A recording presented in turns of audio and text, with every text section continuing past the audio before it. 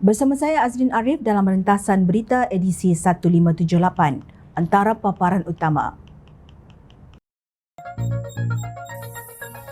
Serigala kelaparan menunggu mangsa. Usah menjadi petualang negara.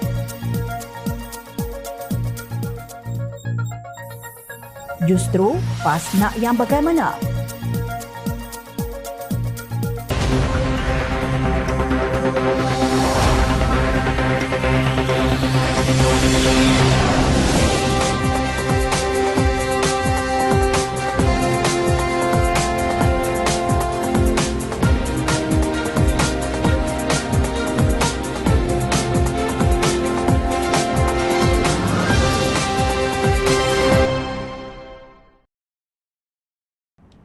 Assalamualaikum dan salam sejahtera.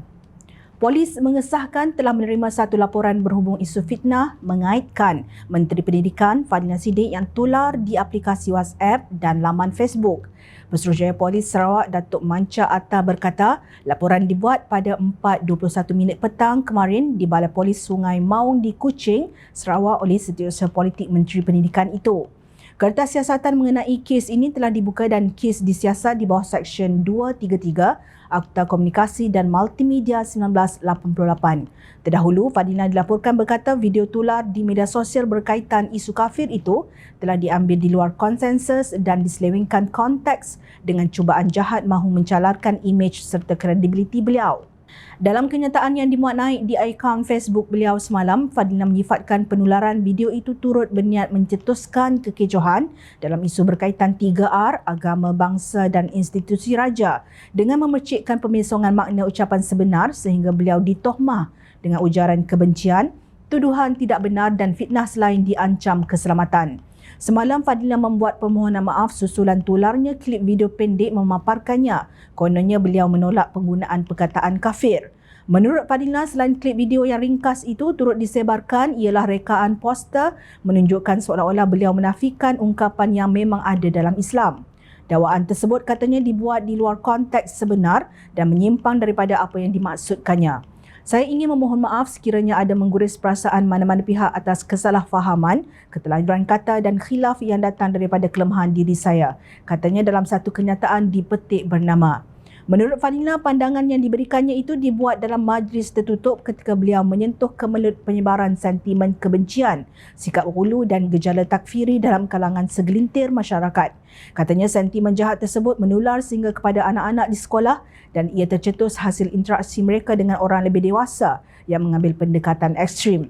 Saya sebutkan bahawa saya tidak membenarkan anak-anak saya menyebut istilah kafir yang mempunyai konotasi kebencian terhadap warga non-Muslim yang hidup bersama-sama dalam negara tercinta. Saya tidak kompromi soal fitnah dan tuduhan jahat serta kesengajaan penyelewengan konteks, lebih-lebih lagi ancaman keselamatan terhadap diri saya dan keluarga.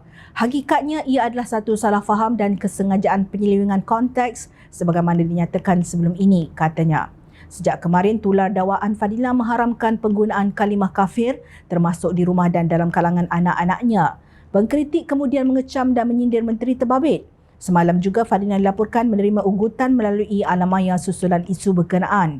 Justru beliau sudah membuat aduan kepada polis sebagai langkah keselamatan selain agar membolehkan pihak berkuasa menjalankan siasatan. Ujar Fadhilina, isu sebutan kafir atau non-Muslim bukanlah bermakna beliau melarang penggunaan perkataan yang memang dalam Al-Quran itu. Sebaliknya, Fadhilina berkata ia adalah isu memilih panggilan bersesuaian dalam kehidupan seharian.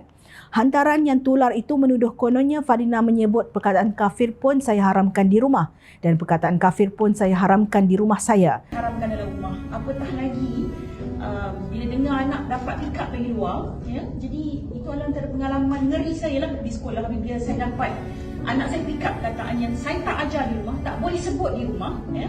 Tapi maknanya disebut di kalangan dalam kelas dengan satu konotasi tak berkat hidup kerana kerja dengan orang kafir. Lantaran itu, Fadhilina berkata pihaknya telah melaporkan kepada pihak berkuasa dan akan mengambil tindakan undang-undang sewajarnya. Ujaran kebencian, tuduhan tidak benar malah ancaman keselamatan diterima di alamaya. Kesemua bukti daripada hantaran komentar dan mesej peribadi di media sosial yang pelbagai sedang dikumpulkan dan tindakan undang-undang akan diambil. Mungkin ada yang memang bertindak dengan sengaja, ada pula bertindak melulu atas kejahilan, jelasnya tegas. Kelihatannya budaya memanipulasi kenyataan dan penyiaran berniat jahat dengan mengambil sebahagian daripada ucapan pimpinan atau penyelewengan konteks semakin menjadi modus operandi pihak tertentu yang sengaja ingin mencucuh sumbu kebencian antara agama. Mungkin setelah difikirkan tiada lagi modal lain untuk mencetuskan huru-hara dalam negara kecuali dengan cara menyemarakkan api perkauman dan agama. Golongan sebegini sanggup melakukan apa sahaja asalkan hasrat mereka tercapai termasuk mengganggu keharmonian beragama. Semakin ditegur, semakin menjadi-jadi tanpa diketahui apa faedahnya kecuali untuk memberikan keuntungan kepada pihak tertentu yang dilihat umpama serigala yang kelaparan yang sentiasa menunggu mangsanya tersilap langkah. Jumaat lalu, negara digemparkan dengan berita penahanan seorang lelaki warga Israel bersama 6 pucuk senjata api serta 200 butir peluru di sebuah hotel di Jalan Ampang. Lelaki berusia 36 tahun itu dikesan masuk ke negara ini melalui lapangan terbang antarabangsa Kuala Lumpur KLIA pada 12 Mac lalu dengan menggunakan pasport Perancis. Ketua Polis Negara Tan Sri Razaruddin Hussein berkata 6 senjata api yang ditemui dalam bilik hotel suspek adalah jenis Glock 19 Marine, Glock 17 Gen Sport, Smith & Wesson 6 Saw dan Stogger serta 200 butir peluru yang diletakkan di dalam beg miliknya. Menurut tangkapan dan soal siasat ke atas suspek dilakukan oleh Pasukan Jabatan Siasatan Jenayah JSJ Polis Kontingen Kuala Lumpur dibantu pihak JSJ Bukit Aman. Siasatan mendapati kesemua senjata berkenaan dibeli suspek sebaik tiba di negara ini dengan menggunakan mata wang kripto. Kita sedang menyiasat bagaimana senjata itu dibawa masuk ke negara ini dan siapa yang menyeludupnya. Kita pun nak tahu siapa penerima pembayaran itu, katanya dalam sidang media beberapa hari lalu. Hasil soal siasat, katanya suspek mendakwa dia datang ke negara ini untuk mencari seorang individu yang juga rakyat negaranya untuk dibunuh kononnya berkaitan isu keluarga. Namun polis tidak mempercayai dakwaannya itu. Razaruddin berkata pihak polis masih menjalankan siasatan dan berkemungkinan suspek mempunyai agenda lain datang ke negara ini. Tambah beliau, suspek kini direman dan tidak menolak kemungkinan reman ke atas suspek akan disambung sekiranya ada keperluan untuk menyelesaikan siasatan.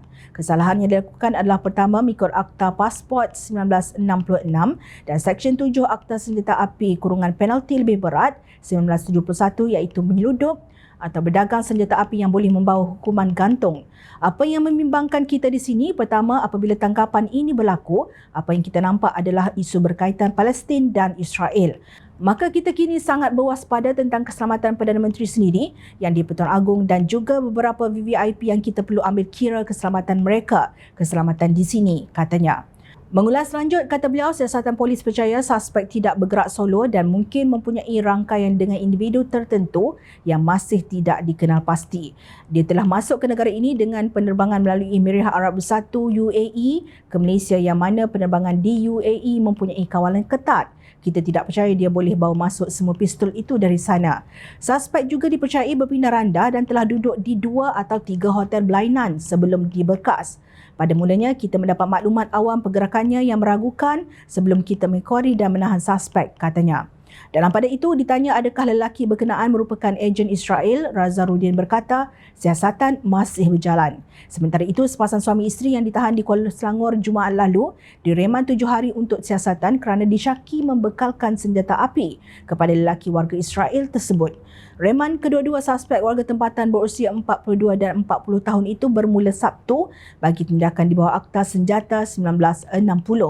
Susulan itu berpandukan maklumat pasangan berkenaan, polis menyerbu kediaman mereka di Kuala Selangor sebelum menemui sepucuk pistol dalam kereta jenis Honda Jazz. Melalui soal siasat, suspek mendakwa telah membeli senjata di Thailand sebelum diserahkan kepada seorang lelaki warga asing dipercayai rakyat Israel. Lantaran itu, tindakan segera Ketua Polis Negara Tan Sri Razaruddin Hussein yang menambah kawalan Polis Diraja Malaysia PRM ke atas beberapa pemimpin negara susulan penangkapan warga Israel berkenaan mendapat ucapan tahniah dan pujian rakyat jelata. Selain beranggapan tidak mustahil ejen asing cuba mengganggu-gugat ketenteraman dalam negara, rakyat juga menggesa semua 141 pintu masuk utama negara dikawal rapi dan laporan audit pemeriksaan dilakukan dengan lebih kerap. Syabas kepada PDRM atas kesiapsiagaan mereka menangani isu warga Israel dan rakyat tempatan yang bersekongkol untuk melakukan jenayah dalam negara, terutamanya apabila mensasarkan pemimpin negara, termasuk Yang di-Pertuan Agong Sultan Ibrahim Sultan Iskandar dan Perdana Menteri Datuk Seri Anwar Ibrahim. Kelantangan Perdana Menteri dan kerajaan dalam isu Palestin tidak mewajarkan ejen Israel menyusup masuk menggunakan pasport Perancis menyasarkan pemimpin negara sebagai politik dendam kesumat mereka akibat kekejaman yang mereka sendiri lakukan. Rakyat Malaysia tidak wajar malah diharamkan menjadi pengkhianat dengan membantu warga asing melakukan jenayah dalam negara biarpun ditawarkan imbuhan lumayan.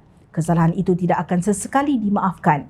Usah menjadi petualang kepada pengganas asing termasuk ejen perisikan melakukan apa-apa jenayah yang boleh menjejaskan keselamatan negara. Tidak kira sama ada pengganas warga negara mana pun, ia tetap salah atas nama kemanusiaan. Berpatah arang, berkerat rotan.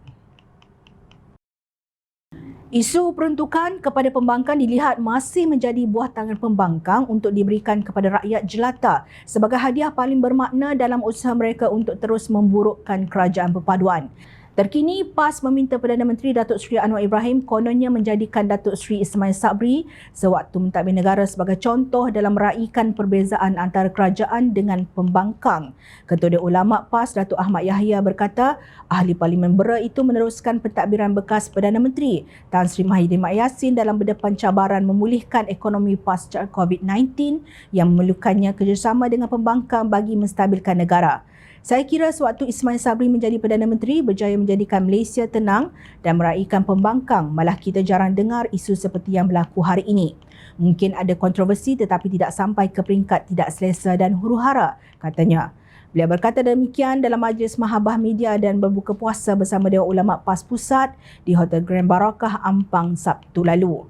Pada tahun 2021, Ismail Sabri telah mencatatkan sejarah politik matang Malaysia apabila buat julung kalinya kerajaan dan pembangkang membina Jambatan Perdamaian, meredakan cacah merbah politik dalam negara menerusi Memorandum Persefahaman, MOU Transformasi dan Kestabilan Politik. Pembaharuan lanskap politik yang dicorakkan bekas Perdana Menteri itu menerusi MOU yang dimeterai dilihat membuahkan hasil dan berupaya menenangkan hingar-bingar politik. Dalam pada itu, Ahmad yang juga ahli Parlimen Pokok Sena mendakwa kecelaruan pentadbiran Anwar mungkin disebabkan pelbagai janji telah dibuat sebelum ke Putrajaya. Ini faktor paling besar, terlalu banyak janji tetapi banyak janji tidak ditunaikan, katanya.